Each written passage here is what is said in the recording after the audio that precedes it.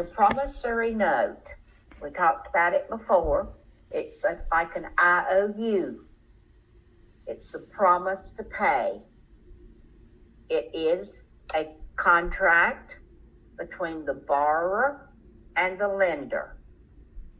It has all the essential elements of a contract in it. It is your personal promise to repay the loan. It has the terms of the loan. It has the signature of the borrower. Now, the lender does not sign the promissory note. That is a most missed question on the test. And the question is, who signs the promissory note? The borrower, the lender, neither, or both. Y'all, it's only the person promising to pay the money back that signs it. The lender is named in it, but he doesn't sign it. And it's not recorded because it will go with that loan if that loan gets sold.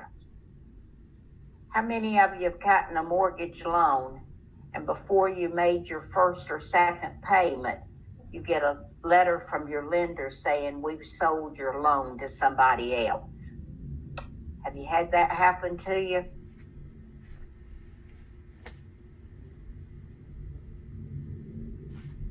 Okay, I'm getting some yeses. Most lenders do sell their loans because they need the money so they can make more loans. If they made lots of mortgage loans and waited 20 or 30 years to get all the money back, they wouldn't have money to make more loans. So they'll sell them in the secondary market to get money back so they can keep making more loans. Sometimes they'll keep them in-house, but most of the time they do sell them. Now, my loan is with State Employees Credit Union, and they do not sell their loans. They keep them all in-house. But most of your lenders do sell them in the secondary market.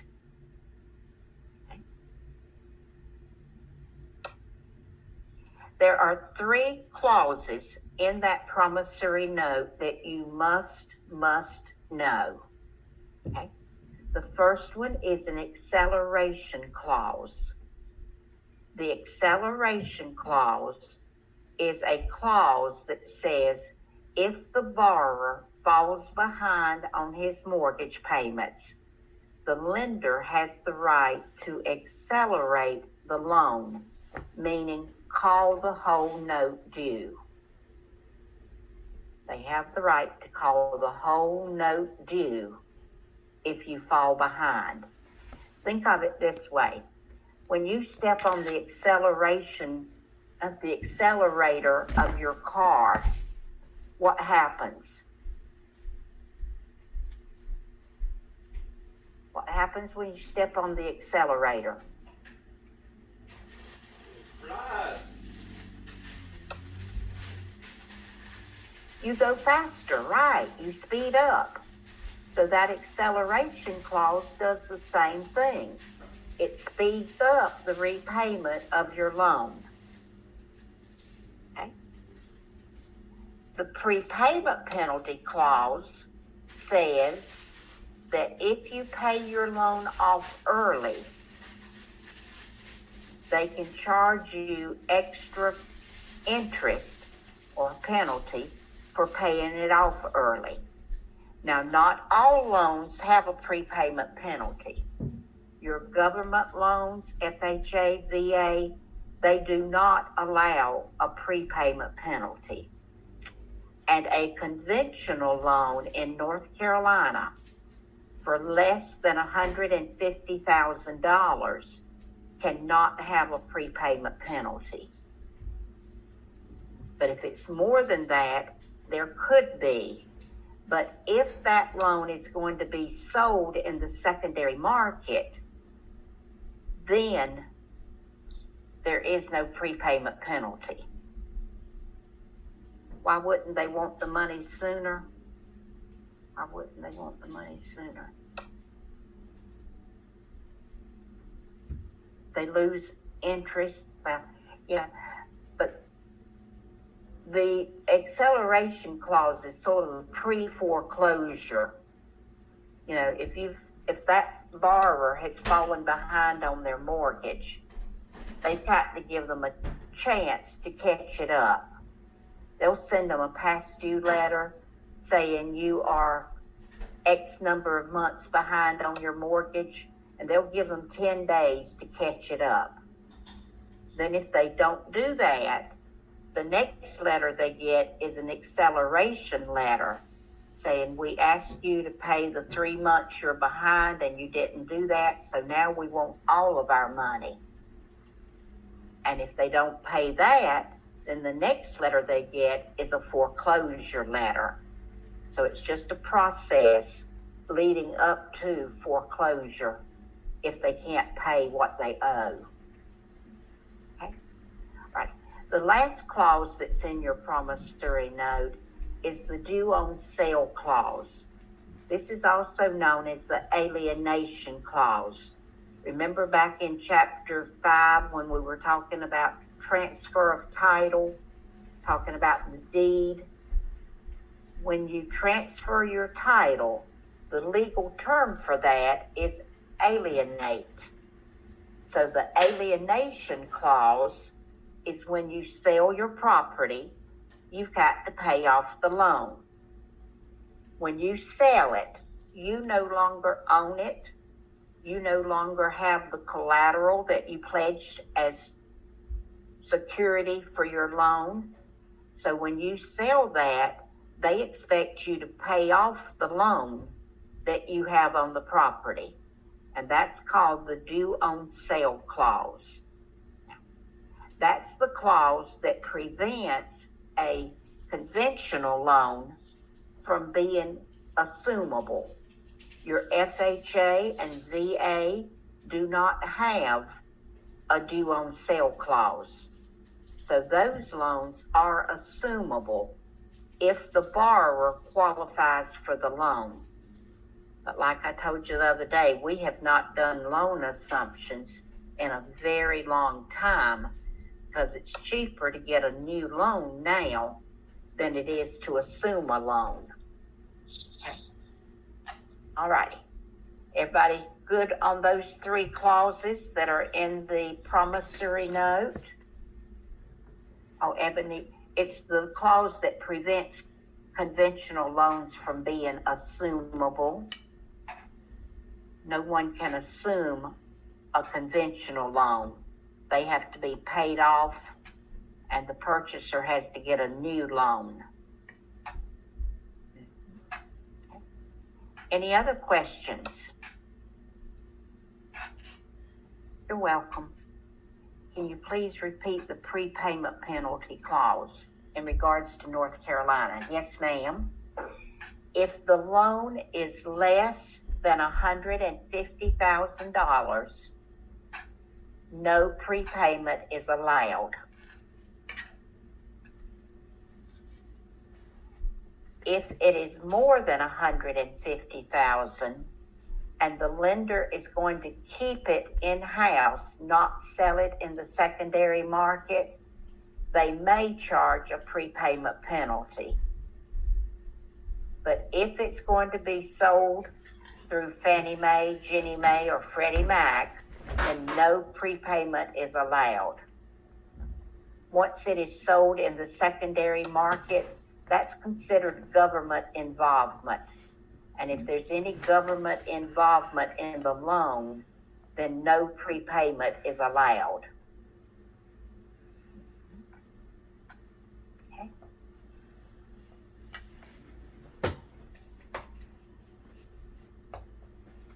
Okay. Your promissory note in most cases will be a negotiable note. Negotiable note means it can be sold. And if it can be sold, or if your lender is going to sell it, they're supposed to tell you that this is a negotiable note. It can be sold in the secondary market. Do you mean no prepayment is allowed or no prepayment is allowed? If the loan is less than $150,000, it is not allowed. If it's going to be sold in the secondary market, it is not allowed. But if your lender is going to keep it and not sell it, and it's more than $150,000, then there can be a prepayment penalty.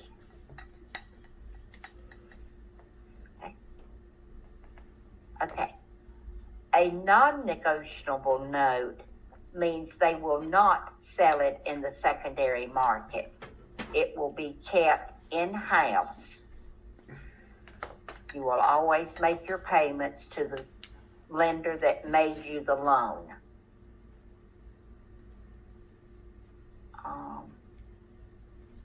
Is a commercial loan for an LLC or a construction loan on an investment property considered conventional? Yes. Yes. You cannot get a government loan for commercial. Any investment property is going to be a conventional loan. Yes, Todd. Okay. All righty. Everybody good on the difference between negotiable promissory note and non-negotiable? If you are still making your payments to the lender that made you the loan, then you probably have a non-negotiable promissory note. But if you're making your payment to someone other than who made you the original loan, then your note was negotiable. Okay. And that note goes with the loan. So whoever holds your loan now holds your promise to pay. Okay. This is a little hard to see on the screen, or at least it is for me. I don't know if it will be for you, but this is a promissory note. In that first line where the red box is, that is the date and the location, the date and the address of the property. Okay. And then in that next section where the yellow circle is, that's your loan amount. That's the amount that they are promising to repay. And then on the left-hand side where they have the yellow circle again, that is the assignment clause. That's the clause that says we may sell your loan to another company. It may be another bank. It may be to an investor, maybe to an insurance company. Once it goes to the secondary market, it will be bundled with other loans and sold to anybody that wants to buy them. Okay. And then in that next section, the little red box is your payment and your interest rate. And in the last box is the terms of your repayment. Tells you that your payment is due on the 1st of the month. It's late after, it's usually the 15th. I can't read what this one says, and that your loan payments begin on the first day of the month following the month of your closing. And this one, your payment was due March 1st. Your settlement date was January the 13th. So there was no February payment. And the first payment is in March. It doesn't have a late payment information. Yeah, it does. It says, I will make my payments on the first of each month, beginning on this date, and I will make these every month thereafter.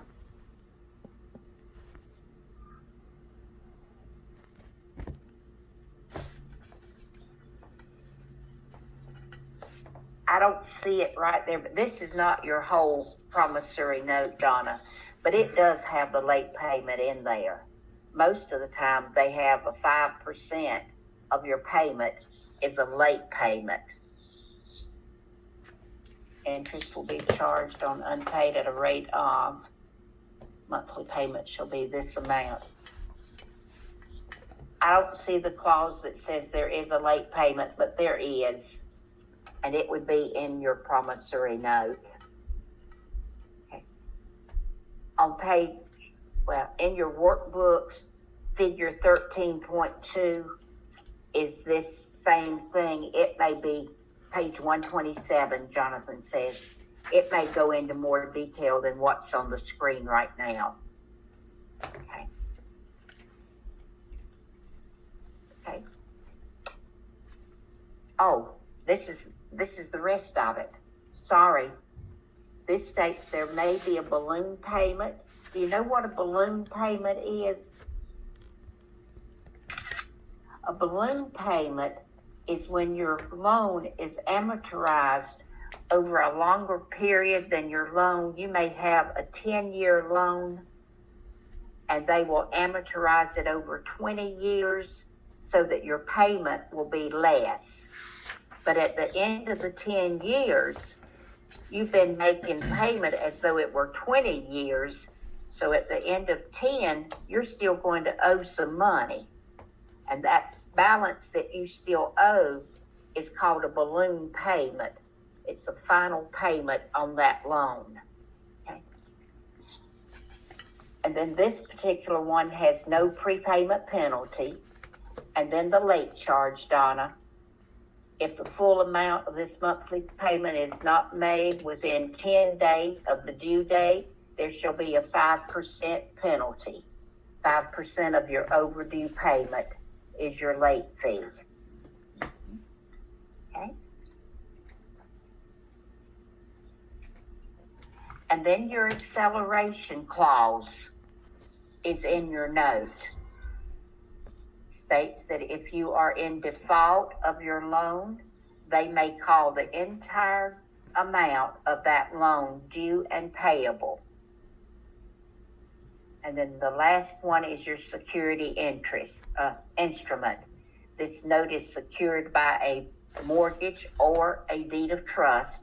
They'll check whichever one it is, executed on this date and then signed by the borrower.